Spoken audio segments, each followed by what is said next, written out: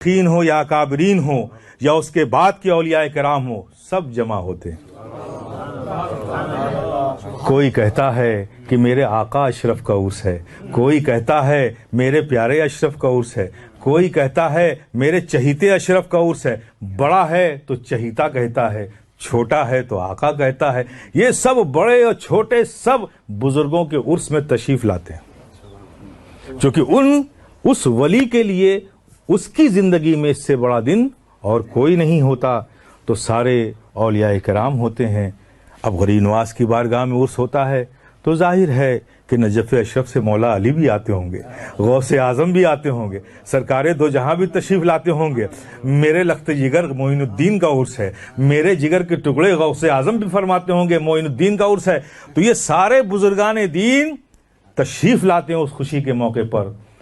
اب جب سب موجود ہوتے ہیں، خواجہ اپنی جگہ پر ہیں، کہیں قطب الدین بختیار کاکی کھڑے ہوں گے، کہیں بابا فرید گنج شکر ہوں گے، کہیں محبوب الہی نظام الدین ہوں گے، کہیں سیدنا غوث اعظم ہوں گے، کہیں نجف اشرف سے مولا علی ہوں گے، کہیں امام علی مقام کھڑے ہوں گے۔ سب چہیتے معین الدین کو مبارکباد دے رہے ہوں گے، اور ایسے حالت میں ہم جیسے منگتے ہاتھ پھیلائے بھیک مانگ رہے ہوں گے تو خواجہ معین الدین کا انتظار کوئی نہیں کرے گا۔ کبھی بھیک غوث اعظم سے مل جائے گی، کبھی محبوب الہی سے اعظم سے مل جائے گی، کبھی محبوب الہی سے مل جائے گی، کبھی قطب الدین بختیار کاکی سے مل جائے گی۔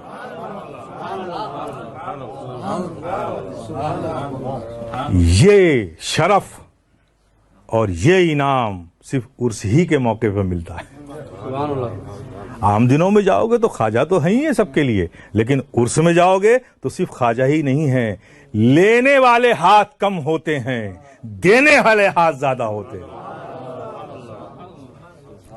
بھکاریوں، خواجہ کی خوشی کے موقع پہ آئے، عرس کے موقع پہ آؤ، لے میرے خواجہ کا صدقہ لے جا، کوئی بھی بھیک دے دے گا۔ یہ عرس کا فائدہ ہے۔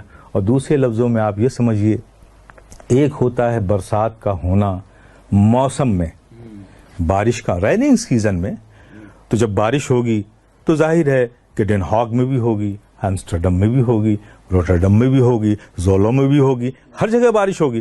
اور ایک بارش کبھی کبھی ایسا ہوتا ہے کہ بھٹکا ہوا بادل کوئی آ گیا، تیز ہوا چل گئی، تھوڑی سی بوندا باندی ہو گئی، پھر صاف، لیکن وہ وہیں ہوا، دوسری اسٹیٹ میں بھی کچھ نہیں ہوا۔ ایسا بھی تو ہوتا ہے نا۔ تو میرے پیارے، اب جو بادل جہاں برسا، اس بادل کے نیچے جو کھڑے تھے وہ تو سیراب ہو گئے، لیکن جہاں بادل نہیں تھا انہیں پانی نہیں ملا۔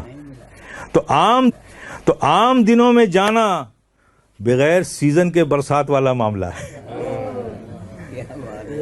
آپ جاؤ گے، آپ نے کے مانگنے میں تڑپ ہوگی، آپ کے مانگنے میں وہ کشش ہوگی، آپ کے مانگنے میں وہ خلوص ہوگا، آپ کے مانگنے کا انداز اچھا ہوگا، وہ آواز دل کی آپ کی وہاں تک پہنچے گی، وہ توجہ فرمائیں گے، آپ کو بھیک ملے گی۔ لیکن یہ عرس برسات کا موسم ہے، کوئی کہیں کھڑا ہو، کھلے آسمان کے نیچے نہ بھی ہو، جب بھاری بارش ہوتی ہے تو آپ اپنے کمرے میں بھی کھڑکی کھول دو گے نا تو وہاں بھی بارش کی بوچھار پہنچ جائے گی۔